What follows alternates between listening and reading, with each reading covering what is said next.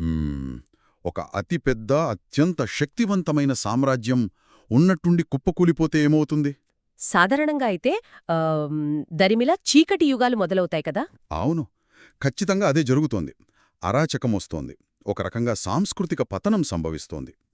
కాని ఇక్కడే ఒక విచిత్రమైన, అత్యంత ఆశ్చర్యకరమైన చారిత్రక ఘట్టం ఎదురవుతోంది. అంటే ఒక డార్క్ ఏజ్ రాకుండా ఇంకేదో జరిగిందంటారా? అవునవును, అదే కదా ఇక్కడ ఆసక్తికరం. 14వ శతాబ్దం నాటి భారతదేశంలో ఒక మహాసామ్రాజ్యం అంటే ఢిల్లీ సుల్తానత్ పతనావస్థకు చేరుకున్నప్పుడు అది చీకటి యుగానికి దారితీయలేదు. ఓ వావ్! అవును, బదులుగా కలలు, భిన్నమైన వంటకాలు, సరికొత్త వాస్తుశిల్పం, ఇంకా చెప్పాలంటే అసాధారణమైన సాంస్కృతిక విస్ఫోటనానికి దారితీసింది. ఇది తెలిస్తే ఎవరికైనా ఆశ్చర్యం కలగక మానదు. ఈనాటి మన లోతైన విశ్లేషణకు, అంటే ఈ డీప్ డైవ్కు స్వాగతం. ఈ టాపిక్ నిజంగా చాలా ఫ్యాసినేటింగ్గా ఉంటుంది. ఖచ్చితంగా. ఈరోజు మనం 14వ శతాబ్దం నుండి 15వ శతాబ్దం మధ్యకాలంలో ఢిల్లీ సుల్తానుల ఆధిపత్యం సన్నగిల్లిన తర్వాత భారతదేశమంతటా ఉద్భవించిన ప్రాంతీయ రాజ్యాల గురించి చర్చించబోతున్నాం. దీనికోసం మన దగ్గర చాలా మంచి మూలాలున్నాయి. అవును, ఆర్టిఫిషియల్ ఇంటెలిజెన్స్ రూపొందించిన చారిత్రక నోట్స్, ఆనాటి పాలనా పట్టికలు, ఇంకా మధ్యయుగ భారతదేశ చరిత్రపై రాయబడిన ఒక సమగ్ర విశ్లేషణాత్మక వ్యాసం మన ముందున్నాయి కదా. రైట్. ఈ మూలాల ప్రత్యేకత ఏంటంటే ఇవి కేవలం ఫలానా సంవత్సరంలో ఫలానా యుద్ధం జరిగింది అని చెప్పడం లేదు. ఆ సంఘటనల వెనుక ఉన్న అసలు కారణాలను విడమర్చి చెబుతున్నాయి. మన నేటి లక్ష్యం ఏంటంటే ఢిల్లీ సుల్తానత్ అనే ఒక బృహత్తర వ్యవస్థ పగిలిపోయినప్పుడు ఏర్పడిన ఆ చిన్న చిన్న శకలాలు స్వచ్ఛమైన ప్రాంతీయ స్వర్ణయుగాలుగా ఎలా మారాయో అర్థం చేసుకోవడం. నిజమే. చరిత్రలో బహుశా ఇంతకంటే ఆసక్తికరమైన, వివిధమైన దశ మరొకటి ఉండదు. ఒక బలీయమైన కేంద్రశక్తి బలహీనపడటం అనేది కేవలం రాజకీయ శూన్యతను మాత్రమే తీసుకురాలేదు. అవును, ఆ గ్యాప్ని వేరేవి భర్తీ చేశాయి. ఎగ్జాక్ట్లీ. అప్పటివరకు అణచివేయబడిన లేదా వెలుగులోకి రాని ఎన్నో స్థానిక సంస్కృతులకు ఇది ప్రాణం పోసింది. నేటి భౌగోళిక సాంస్కృతిక వైవిధ్యానికి బీజాలు పడింది ఆ కాలంలోనే అని మనం స్పష్టంగా చెప్పచ్చు. సరే, దీన్ని కాస్త విడమర్చి చూద్దాం. అసలు ఒకేసారి దేశవ్యాప్తంగా ఇన్ని ప్రాంతీయ రాజ్యాల పుట్టుకురావడం వెనుక ఉన్న లాజిక్ ఏమిటి? ఈ మూలాలను చదువుతున్నప్పుడు నాకొక ఆలోచన తట్టింది. ఏం ఆలోచన? ఇదంతా ఎలా ఉందంటే, ఒక భారీ కార్పొరేట్ సంస్థ తన హెడ్ క్వార్టర్స్లో తీవ్రమైన ఆర్థిక నాయకత్వ సంక్షోభాన్ని ఎదుర్కొంటోంది అనుకోండి. అప్పుడు వివిధ బ్రాంచుల్లో ఉన్న మేనేజర్లు ఆ గందరగోళాన్ని ఆసరాగా తీసుకుని బోర్డుతో సంబంధాలు తెంచుకుని తమ సొంత లాభాలతో స్వతంత్ర స్టార్టప్ కంపెనీలు స్థాపించినట్లుగా అనిపించింది నాకు. వావ్, ఇది భలే ఇంట్రెస్టింగ్ అనాలజీ. నిజానికి జరిగింది కూడా దాదాపు అదే. కానీ నాకు అర్థం కాని విషయం ఏంటంటే, ఒక గవర్నర్ లేదా ఒక సామంతుడు ఉన్నట్టుండి నేను ఇకపై స్వతంత్రుణ్ణి అని ఎలా ప్రకటించుకుంటాడు? అసలు దీని వెనుక ఉన్న యంత్రాంగమేమిటి? ఇక్కడ లోతుగా పరిశీలించాల్సిన విషయమేంటంటే, స్వాతంత్ర్యం ప్రకటించుకోవడం అనేది రాత్రికి రాత్రే జరిగే ప్రక్రియ కాదు. దానికి ఒక ప్రాసెస్ ఉంటుంది. అంటే నెమ్మదిగా జరుగుతుందంటారా? అవును. మొహమ్మద్ బిన్ తుగ్లక్ తన అనాలోచిత నిర్ణయాలతో, ముఖ్యంగా రాజధాని మార్పిడి లాంటి చర్యలతో ఖజానాను ఖాళీ చేశాడు కదా. దాంతో పాలకుల పట్ల ప్రజల్లో, సామంతుల్లో నమ్మకం పోయింది. ఆ తర్వాత వచ్చిన ఫిరోజ్ షా తుగ్లక్ కాలంలో పరిస్థితి ఇంకా చేయి దాటిపోయి ఉంటుంది. ఖచ్చితంగా. కేంద్రం పట్టు పూర్తిగా సడలిపోయింది. మీరు అడిగిన యంత్రాంగం ఎలా పనిచేస్తుందంటే, మొదట ఈ రాష్ట్రాల గవర్నర్లు ఢిల్లీకి పంపాల్సిన వార్షిక పన్నుల వాటాను నిలిపివేస్తారు. ఫస్ట్ ఫండింగ్ కట్ చేస్తారన్నమాట. అవునవును, ఫండింగ్ కట్ చేస్తారు. ఆ తర్వాత తమ స్వంత పేర్లతో నాణ్యాలను ముద్రించడం ప్రారంభిస్తారు. ఇస్లామిక్ పాలనా విధానంలో శుక్రవారం ప్రార్థనలలో చదివే ఖుత్బాలో ఢిల్లీ సుల్తాన్ పేరుకు బదులుగా తమ స్వంత పేరును చదివించుకుంటారు. వావ్, అంటే అఫీషియల్గా వాళ్ళు డిక్లేర్ చేసుకుంటున్నారు. అంతే కదా. పైగా భౌగోళిక దూరం వీరికి అతిపెద్ద రక్షణ కవచం. ఉదాహరణకు మాలిక్ సర్వర్ జౌన్పూర్లో, షంషుద్దీన్ ఇలియాస్ షా బెంగాల్లో, అలాగే జాఫర్ ఖాన్ గుజరాత్లో సరిగ్గా ఇదే వ్యూహాన్ని అమలు చేశారు. అంటే ఢిల్లీ సైన్యం అంత దూరం వచ్చి తమను అణిచివేసేలోపు వీరు తమకంటూ సొంత సైన్యాన్ని నిర్మించుకునేవారన్నమాట. కేంద్రం యొక్క బలహీనతను, భౌగోళిక దూరాన్ని వీళ్లు బాగా వాడుకున్నారు. ఎగ్జాక్ట్లీ. అయితే ఇదంతా కేవలం ఉత్తర భారతదేశానికే పరిమితం కాలేదు. దక్షిణ భారతదేశంలో పరిస్థితి మరింత భిన్నంగా ఇంకా వేగంగా మారింది. అవును, దక్షిణాన వింధ్య పర్వతాలకు ఆవల ఉండడం వల్ల ఢిల్లీ ప్రభావం అక్కడ ఇంకా తక్కువగా ఉండేది కదా. అవునవును. క్రీస్తు శకం 1336లో హరిహర మరియు బుక్కరాయిలు తుంగభద్ర నదీతీరాన విజయనగర సామ్రాజ్యాన్ని స్థాపించారు కదా.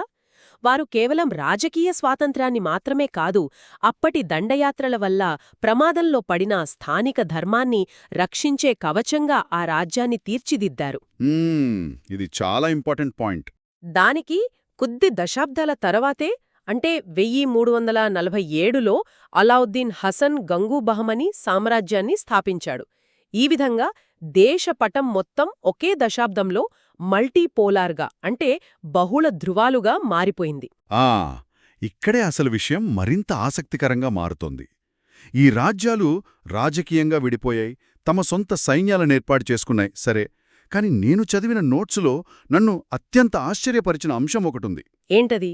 ఒక కొత్తగా ఏర్పడిన ముస్లిం రాజ్యంలో ఆ ముస్లిం సుల్తాన్ను స్థానిక హిందువులు సాక్షాత్తు శ్రీకృష్ణుని అవతారంగా కీర్తించారు అని అందులో ఉంది. ఓ, బెంగాల్ పాలకుడు అల్లావుద్దీన్ హసన్ షా గురించే కదా మీరు చెప్పేది? అవునవును, ఆయన గొప్ప వైష్ణవ సంతు అయిన చైతన్య మహాప్రభువును విశేషంగా ఆదరించాడు అని, అలాగే ఉత్తరాన కాశ్మీర్లో బ్రాహ్మణులకు ప్రభుత్వంలో ఉన్నత ఉద్యోగాలిచ్చారని ఈ ఆధారాలు స్పష్టంగా చెబుతున్నాయి. అవును, ఇది చాలా డాక్యుమెంటెడ్ ఫ్యాక్ట్. ఇక్కడే నాకొక బలమైన సందేహం కలుగుతుంది. ఒక కొత్త పాలకుడు, అందులోనూ మైనారిటీ మతానికి చెందినవాడు, మెజారిటీ ప్రజలను పరిపాలిస్తున్నప్పుడు ఇది కేవలం ఆ ప్రజల తిరుగుబాటును నివారించడానికి ఆడిన ఒక సున్నితమైన రాజకీయ వ్యూహమా, లేక ఇందులో నిజమైన మత సహనం ఉందా? ఇది చరిత్రకారులు కూడా తరచుగా చర్చించే ఒక అత్యంత లోతైన ప్రశ్న. దీనికి సమాధానం తెలుసుకోవాలంటే మనం ఆనాటి సామాజిక ఆర్థిక అవసరాలను అర్థం చేసుకోవాలి. అంటే పాలిటిక్స్ అండ్ ఎకనామిక్స్ అంటారా? ఖచ్చితంగా. ప్రారంభంలో ఇది కేవలం ఒక రాజకీయ అవసరంగానే మొదలై ఉండవచ్చు. కొత్తగా ఏర్పడిన రాజ్యాలు నిలదొక్కుకోవాలంటే వ్యవసాయం సాగాలి, పన్నులు వసూలు కావాలి, వ్యాపారం జరగాలి. ఇవన్నీ జరగాలంటే సామాన్య ప్రజల మద్దతు తప్పనిసరి కదా. నిజమే. కేవలం కత్తిబట్టుకుని భయపెట్టి ఏ రోజూ సుస్థిరమైన పాలన చెయ్యలేరు. అదే పాయింట్. అయితే కాలక్రమేణా ఇది కేవలం అవసరంగా మిగిలిపోలేదు. ఒక నిజమైన సహనంగా, ఒక అద్భుతమైన సాంస్కృతిక సమ్మేళనంగా పరిణామం చెందింది. కాశ్మీర్లో షామీర్ వంశానికి చెందిన జైనుల్ ఆబిదీన్ పాలనను దీనికి బెస్ట్ ఎగ్జాంపుల్గా తీసుకోవచ్చు. అవును, ఆయనను స్థానిక ప్రజలు ఎంతో ప్రేమగా బడేషా అని పిలుచుకునేవారని చదివాను. బడేషా అంటే గొప్ప రాజు అని అర్థం గదా. అవునవును, బడేషా. జైనుల్ ఆబిదీన్ కేవలం మతపరమైన పన్ను అయిన జీజియాను రద్దు చేయడంతో ఆగిపోలేదు. తన పూర్వీకులు ధ్వంసం చేసిన ఆలయాలను స్వయంగా పునరుద్ధరించాడు. వావ్, స్వయంగా పునరుద్ధరించాడా? అవును. అబుల్ ఫజల్ గ్రంథాల ప్రకారం ఆయన సుమారు 150 హిందూ దేవాలయాల నిర్మాణానికి సహకరించాడు. అంతేకాదు అమర్నాథ్ యాత్రను కూడా ప్రోత్సహించాడు. ఇది చూస్తుంటే కేవలం పన్నుల కోసం చేసిన రాజకీయంలాగా అనిపించటం లేదు. స్థానిక సంస్కృతితో మమేకమవ్వాలనే బలమైన కోరిక కనిపిస్తుంది. ఎగ్జాక్ట్లీ. అందుకే ఆయనను కాశ్మీర్ అక్బర్ అని కూడా కీర్తిస్తారు. ఈ సహనానికి అతిపెద్ద వారధిగా నిలిచింది ఏంటో తెలుసా? సాహిత్యం మరియు అనువాదాలు. అంటే రెండు భిన్నమైన ప్రపంచాలను కలపడానికి భాషను ఒక ఆయుధంగా వాడారన్నమాట. ఇది నిజంగా అద్భుతమైన ఆలోచన. అసలు ఎలా జరిగింది ప్రాసెస్? బెంగాల్ మరియు కాశ్మీర్ రాజ్యాలు ఇందులో చాలా ముందున్నాయి. బెంగాలీ సాహిత్యం ఒక వికసించిన దశకు చేరుకుంది ఈ కాలంలోనే. హసన్ షా పోషణలో దర్బారుల్లో కేవలం పర్షియన్ భాషకే పరిమితం కాకుండా స్థానిక భాషకు పెద్దపీట వేశారు. అంటే బెంగాలీకి మంచి గుర్తింపు దొరికిందన్నమాట. అవును. కృత్తివస ఓజా రామాయణాన్ని, కాశీరాం మహాభారతాన్ని, మాలధార్ బసు భాగవతాన్ని, అంటే శ్రీకృష్ణ విజయములు బెంగాలీలోకి అనువదించారు. ఓ, ఇవన్నీ ఆ కాలంలోనే జరిగాయా? అవునను. మరోవైపు కాశ్మీర్లో జైనుల్ ఆబిదీన్ కల్హణుడు రాసిన చారిత్రక గ్రంథం రాజతరంగిణిని, అలాగే మహాభారతాన్ని పర్షియన్ భాషలోకి అనువదించేలా చేశాడు. వావ్, పాలకుల భాషను ప్రజలకు, ప్రజల భాషను పాలకులకు చేరువ చేశారన్నమాట. దీనివల్ల ఒక కొత్త సామాజిక బంధం ఏర్పడి ఉంటుంది. ఖచ్చితంగా ఏర్పడింది. ఇదే సమయంలో సామాన్య ప్రజల స్థాయిలో కూడా మార్పులొచ్చాయి. భక్తి మరియు సూఫీ ఉద్యమాలు ఒక తాత్విక పునాదిని వేశాయి. అమీర్ ఖుస్రో గురించి వినే ఉంటారు. అవును, తుతియే హింద్ అంటారు కదా. ఆ అదే తుతిహే హింద్ అంటే భారతీయ చిలుక. ఆయన 8 మంది ఢిల్లీ సుల్తానుల కొలువులో పనిచేసిన పర్షియన్ కవి. ఆయన భారతదేశ వాతావరణాన్ని, భాషలను ప్రేమించి అలా గుర్తింపు పొందాడు. అలాగే కబీర్దాస్ తన బీజ గ్రంథం ద్వారా మతపరమైన కట్టుబాట్లను ప్రశ్నిస్తూ మానవత్వాన్ని ప్రబోధించాడు. హ్మ్. ఈ సామాజిక వాతావరణమే పాలకుల దృక్పథంలో కూడా మార్పు తెచ్చి ఉంటుందని మనం స్పష్టంగా అర్థం చేసుకోవచ్చు. అవును, అది ముమ్మాటికి నిజం. సరే, అంటే ఉత్తర తూర్పు ప్రాంతాలు సాహిత్యం, సామాజిక అనుసంధానం మీద ఎక్కువగా దృష్టి పెట్టాయి కదా. అయితే మన మూలాలను చూస్తే పశ్చిమ మరియు మధ్య భారతదేశం వైపు వెళ్లేసరికి కథ పూర్తిగా మారిపోయింది. ఎలా మారిపోయింది? ఇక్కడ మత సామరస్యం కంటే కూడా అపారమైన సంపద, విలాసవంతమైన జీవితం, భారీ సైన్యాలు, ఆకాశాన్ని తాకే కట్టడాలు ఇవే ఎక్కువగా కనిపిస్తున్నాయి. ముఖ్యంగా ఒక గుజరాత్ పాలకుడి గురించి చదువుతుంటే నాకైతే భలే నవ్వొచ్చింది. ఎవరాయనా? ఏంటా స్టోరీ? అయినా అజేయమైన కోటలను జయించిన గొప్ప వీరుడట. సముద్రం మీద ఏకంగా విదేశీ నౌకాదళాలతో పోరాడినవాడు.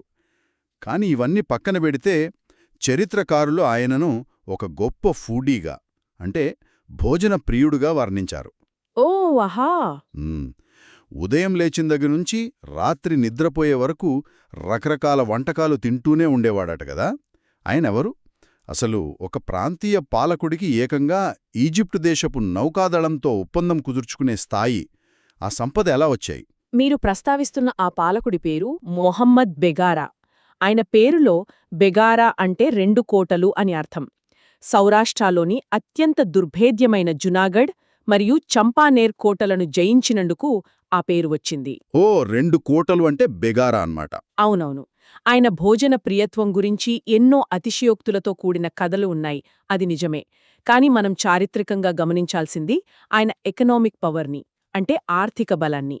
ఆ ఆర్థిక ఇంజిన్ ఎలా పనిచేసిందో అర్థం చేసుకుంటేనే గుజరాత్ వైభవం వెనుక ఉన్న రహస్యం తెలుస్తుంది. అంటే ట్రేడ్ అండ్ కామర్స్ వల్లే ఈ రాజ్యాలకు అసలైన బలం వచ్చిందంటారా? ఎగ్జాక్ట్లీ. వాణిజ్యమే ఆ బలం. ఆగ్నేయాసియా, ఆఫ్రికా మరియు ఐరోపా దేశాల మధ్య అప్పట్లో ఒక భారీ సముద్ర వాణిజ్య మార్గం ఉండేది. గుజరాత్ భౌగోళికంగా ఈ మార్గానికి కరెక్ట్గా మధ్యలో ఉంది. రైట్, భౌగోళిక అనుకూలత అన్నమాట. అవును. భారతీయ సుగంధ ద్రవ్యాలు, అత్యంత నాణ్యమైన వస్త్రాలు ఇక్కడి ఓడరేవుల గుండానే అరేబియా సముద్రం దాటేవి. అక్కడి నుండి అరబిక్ గుర్రాలు ఇక్కడికి దిగుమతి అయ్యేవి. అంతర్జాతీయ వాణిజ్యానికి గుజరాత్ ఒక ప్రధాన కూడలిగా మారడంతో కస్టమ్స్ పన్నులు, ఎగుమతుల ద్వారా అపారమైన సంపద ఖజానాలో చేరింది. వావ్, అంటే ఎక్స్పోర్ట్ అండ్ ఇంపోర్ట్ హబ్గా మారిపోయిందన్నమాట. అవునవును.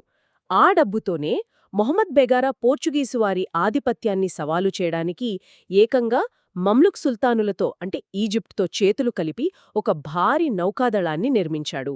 అంటే సంపద ఎప్పుడైతే వెలువలా వచ్చిందో సహజంగానే అది కట్టడాల రూపంలో కూడా మారుతుంది కదా. మాళ్వా మరియు గుజరాత్లలో జరిగిన నిర్మాణాలు ఎలా ఉండేవో మన ఆధారాలు చాలా వివరంగా చెబుతున్నాయి. ఖచ్చితంగా చెబుతున్నాయి. మాళ్వా రాజధాని మండునగర నిర్మాణాలు చూస్తే అవి ఇండో ఇస్లామిక్ ప్రాదేశిక వాస్తుశిల్పానికి, అంటే ప్రొవిన్షియల్ ఆర్కిటెక్చర్కి అత్యుత్తమ ఉదాహరణలు. ఇస్లామిక్ ఆర్చులు, డోమ్స్ను స్థానిక భారతీయ నిర్మాణ శైలితో ఎలా కలగలిపారో ఇక్కడ స్పష్టంగా కనిపిస్తోంది. మండులో ఉన్న ఆ ప్రత్యేకమైన కట్టడాల గురించి చెప్పండి. ఉదాహరణకు మండులో ఉన్న హిందోళా మహల్ చూడండి. ఇది ఇంగ్లీష్ అక్షరం టీ ఆకారంలో నిర్మించబడింది. దాని గోడలు ఏటవాలుగా ఉండి అత్యంత ఆకర్షణీయంగా ఉంటాయి. అలాగే 2 కృత్రిమ సరస్సుల మధ్య నిర్మించిన జహాజ్ మహల్ ఉందే, అది నీటిలో తేలుతున్న ఒక పెద్ద ఓడలాంటి భ్రమను కలిగిస్తోంది. వావ్, జహాజ్ అంటే ఓడ కదా, పేరుకు తగ్గట్టే డిజైన్ చేశారన్నమాట. అవునవును. మరోవైపు గుజరాత్లో చూస్తే అహ్మద్ షా రాజధానిని పటాన్ నుండి మార్చి కొత్తగా అహ్మదాబాద్ నగరాన్ని నిర్మించాడు. అక్కడ స్థానిక పనివారితో కట్టించిన జామా మసీదులో హిందూ మరియు జైన దేవాలయాల శిల్పకళా ప్రభావం స్తంభాలపై మనకు స్పష్టంగా కనిపిస్తోంది. అంటే ఈ వైభవంతో పాటు వాళ్లు కళలు కూడా మంచి స్థానీ కల్పించారన్నమాట. విలాసాలు, భవనాలతో పాటు సంగీతానికి కూడా వీరు పెద్దపీట వేశారు కదా. అవును, నిజమే. దీనికి సరైన ఉదాహరణ జౌన్పూర్. దీనిని షార్కీ రాజ్యం అని కూడా అంటారు. అక్కడ పాలకుడైన హుసేన్ షా, షార్కీ ఒక గొప్ప సంగీత ప్రియుడు. ఆయన హిందూస్థానీ శాస్త్రీయ సంగీతంలో జంగుల అనే ఒక సరికొత్త రాగాన్ని సృష్టించాడని చరిత్ర చెబుతోంది. ఒక రాజే స్వయంగా కొత్త రాగాన్ని సృష్టించడమంటే మామూలు విషయం కాదు. అయితే ఈ రాజ్యాల వైభవానికి ఎప్పుడో ఒకప్పుడు తెరపడక తప్పదు కదా. అవును, పతనమనేది సహజం కదా. గుజరాత్లో బహదూర్ షా లాంటి పాలకుడు అరేబియా సముద్రంపై పోర్చుగీసు వారితో చర్చలు జరుపుతూ అనుకోని పరిస్థితుల్లో సముద్రంలో పడి మునిగి మరణించడం ఒక విషాదాంతం. ఓ, అది నిజంగా ఒక ట్రాజడీనే. అవునవును. ఆ తర్వాత కొద్ది కాలానికే అంటే 1573లో మొఘల్ చక్రవర్తి అక్బర్ ఈ సంపన్నమైన గుజరాత్ రాష్ట్రాన్ని ఆక్రమించి తన సామ్రాజ్యంలో కలుపుకున్నాడు. సముద్రతీర ప్రాంతాల్లో వ్యాపారాలు, నౌకాదళాలు ఒకవైపు ఇలా సాగుతుంటే దేశం లోపలి భాగంలో ఉన్న అడవులు, పర్వత ప్రాంతాలలో మనుగడ సాగించడం కోసం వేరే వ్యూహాలు అవసరమయ్యాయి కదా. నేను రాజస్థాన్లోని రాజపుత్రుల గురించి, తూర్పు తీరంలోని ఒడిశా పాలకుల గురించి చదువుతున్నప్పుడు నాకైతే మతిపోయింది. అవును, వాళ్ల శైలి పూర్తిగా భిన్నంగా ఉంటుంది. ముఖ్యంగా మేవార్ పాలకుడు రాణాకుంభా ప్రొఫైల్ చూస్తుంటే ఆయన ఒకే జీవిత కాలంలో కుంభాల్గఢ్తో సహా ఏకంగా 32 కఠినమైన కోటలు నిర్మించాడనుంది. అవునవును, 32 కోట్లంటే మాటలు కాదు. పైగా మాళ్వా, గుజరాత్ సుల్తాన్లపైన సాధించిన విజయాలకు గుర్తుగా చిత్తోడ్లో విజయస్తంభం అనే బ్రహ్మాండమైన కట్టడాన్ని నిలబెట్టాడు. ఇక్కడే నాకో చిక్కు ప్రశ్న ఎదురైంది. ఏంటది? శత్రువుల దాడులను తిప్పికొడుతూ ఇన్ని అజేయమైన కోటలు కడుతూనే ఆయన సంగీతరాజ్, సంగీత రత్నాకర్ లాంటి అద్భుతమైన గ్రంథాలను రచించడానికి అసలు సమయం, ఆసక్తి ఎలా దొరికాయి? ఒక వీరుడు ఒకేసారి గొప్ప పండితుడుగా ఎలా ఉండగలిగాడు? ఇది చాలా మంచి ప్రశ్న. దీని అర్థం చేసుకోవాలంటే మధ్యయుగ కాలంలో అధికార చట్టబద్ధత అంటే లెజిటిమసీ ఆఫ్ పవర్ అనే భావనను మనం విశ్లేషించాలి. అంటే కేవలం యుద్ధాలు గెలిస్తే సరిపోదంటారా? ఖచ్చితంగా సరిపోదు. అప్పట్లో ఒక రాజు కేవలం శత్రువుల తలలు నరికితేనే పాలకుడైపోడు. సాటి పాలకుల ముందు, ప్రజల ముందు తన ఆధిపత్యాన్ని నిలుపుకోవాలంటే సైనిక బలంతో పాటు కల్చరల్ క్యాపిటల్ అంటే సాంస్కృతిక మూలధనం కూడా అంతే ముఖ్యం. ఓ, అంటే పండితుడుగా ఉంటే ప్రజల్లో ఒక ప్రత్యేకమైన గౌరవం వస్తుందన్నమాట. అవును, రాణాకుంభాకు ఈ విషయం బాగా తెలుసు. ఒకవైపు కత్తులతో మాళ్వా సుల్తానులను నిలువరిస్తూనే మరోవైపు కలాలు పట్టి సంగీత శాస్త్రంపై పండితులతో చర్చలు చేసేవాడు. ఆ 32 కోటలు ఆయన భౌతిక సరిహద్దులను రక్షిస్తే ఆయన రచించిన గ్రంథాలు, నిర్మించిన విజయస్తంభంలాంటి కట్టడాలు ఆయన కీర్తిని అజేయంగా నిలబెట్టాయి. This is brilliant. 2 రకాలుగా తన స్థానాన్ని సుస్థిరం చేసుకున్నాడు. అవునవును. ఇదే రాజపుత్ర శౌర్య పరంపరలో వచ్చిన రాణా సంఘ గురించి మనం ప్రత్యేకంగా ప్రస్తావించాలి. 1527లో జరిగిన కాన్వా యుద్ధంలో బాబర్ వాడిన ఫిరంగుల ముందు తలవంచకుండా శరీరం నిండా గాయాలతో ఆయన చేసిన పోరాటం రాజపుత్రుల వీరత్వానికి ప్రతీక. నిజమే, ఫిరంగుల ముందు కత్తులతో పోరాటం అంటే అసామాన్యమైన ధైర్యం కావాలి. ఎగ్జాక్ట్లీ. ఈ సామాజిక వాతావరణమే మాలిక్ ముహమ్మద్ జైసీ రాసిన పద్మావత్, అలాగే కుతుబన్ రాసిన మృగావతి లాంటి కావ్యాలకు గట్టి ప్రేరణనిచ్చింది. వావ్! అయితే ఉత్తరాన కోటల నిర్మాణాలు ఆకాశాన్ని తాకుతుంటే ఆ తూర్పు వైపుకు వెళ్లే కొద్దీ వాస్తుశిల్పం వేరొక రూపం సంతరించుకున్నట్లు అనిపిస్తుంది. మన ఆధారాల్లో తూర్పు గంగుల వంశం గురించి ఒక అద్భుతమైన వర్ణన ఉంది. ఇక్కడ మన శ్రోతల కోసం ఒక చిన్న స్పష్టత ఏంటంటే, కర్ణాటక ప్రాంతాన్ని పాలించిన వారిని పశ్చిమ గంగులు అంటారు, ఒడిశాను పాలించిన వారు తూర్పు గంగులు. అవును, ఈ తేడా గుర్తుంచుకోవడం ముఖ్యం. పర్షియన్ చరిత్రకారులు సైతం ఈ కళింగ రాజ్యాన్ని జాజ్నగర్ అని ఎంతో గౌరవంగా తమ గ్రంథాలలో ప్రస్తావించారంటే అసలు వారి నిర్మాణ నైపుణ్యం ఎంత గొప్పదో మనం అర్థం చేసుకోవచ్చు. నిజమే. తూర్పు గంగుల కాలంలో ఆలయ నిర్మాణాలు కేవలం ప్రార్థనా మందిరాలుగా కాకుండా ఒక రకంగా ఇంజనీరింగ్ అద్భుతాలుగా రూపుదిద్దుకున్నాయి. 11వ శతాబ్దంలో అనంతవర్మ చోడగంగ నిర్మించిన భువనేశ్వర్లోని లింగరాజ ఆలయం, ఆకాశాన్ని తాకే పూరి జగన్నాథాలయం వీరి ప్రతిభకు నిదర్శనాలు. అంటే భువనేశ్వర్, పూరి ఆలయాలు వీరు కట్టించినవే అనమాట. అవునవును. కాని వాటన్నింటికీ మకుటాయమానంగా నిల్చేది 13వ శతాబ్దంలో నరసింహదేవరాయలు నిర్మించిన కోణార్క సూర్యదేవాలయం. యూరోపియన్ నావికులు దీనిని సముద్రం మీద నుండి చూసి నల్లటి రాతితో కట్టబడిన భారీ నిర్మాణం కాబట్టి బ్లాక్ పగోడా అని పిలిచేవారు. అవునండి, ఈ కోణార్క ఆలయం గురించి చదువుతుంటే నాకైతే ఏదో సైన్స్ ఫిక్షన్ నవల చదువుతున్నట్లు అనిపించింది. మొత్తం ఆలయాన్నే ఒక బ్రహ్మాండమైన రథం ఆకారంలో భారీ రాతి చక్రాలతో ఎందుకు డిజైన్ చేశారసలు? ఆ చక్రాలు కేవలం శిల్పకళా అలంకరణలు ఆడుకుంటే పొరపాటే. వాటి వెనుక ఖచ్చితమైన ఖగోళ శాస్త్రం అంటే ఆస్ట్రానమీ ఇంకా గణితం దాగి ఉన్నాయి. ఆ రథానికి ఉన్న 24 చక్రాలు రోజులోని 24 గంటలకు ప్రతీకలు. వావ్!